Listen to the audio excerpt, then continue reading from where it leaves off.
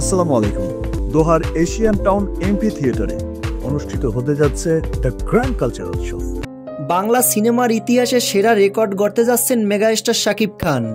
Hi Bangladesh, it's Hania. Guess what? I am coming to Dhaka. এবার তার আসন্ন ছবিতে দেখা যাবে পাকিস্তানের জনপ্রিয় নায়িকা হানিয়া আমিরকে। সম্প্রতি ইউনিলিভারের ব্র্যান্ড অ্যাম্বাসাডর হিসেবে বাংলাদেশ এসেই তিনি শাকিব খানের ছবিতে চুক্তিবদ্ধ হয়েছেন। রিসেন্টলি একটা সাক্ষাৎকারে হানিয়া আমিরের কাছে জানতে চাওয়া হয়, আপনার কাছে ফেভারিট অ্যাক্টর কে, শাহরুখ খান নাকি শাকিব খান? এমন প্রশ্নের উত্তরে নির্দ্বিধায় হানিয়া আমির শাকিব খানের নাম বলে। এটা শোনার পর বোঝার আর বাকি থাকলো না, তিনি শাকিব খানের পরবর্তী ছবির নায়িকা হতে যাচ্ছেন। এবার অবশেষে দর্শকদের মনের আশা পূরণ হতে যাচ্ছে। ভক্তরা দীর্ঘদিন ধরে চাচ্ছিলেন শাকিব খানের পরবর্তী ছবিতে হানিয়া আমিরকে দেখতে চাই। এছাড়াও প্রিন্স ছবির পরিচালক আবু হায়াত মাহমুদ তিনিও চেয়েছিলেন প্রিন্স সিনেমায় বিশেষ কিছু চমক থাকুক। তিনি দর্শকদের চাহিদার কথা মাথায় রেখে পাকিস্তানি নায়িকা হানিয়া আমিরকে কাস্ট করেছেন।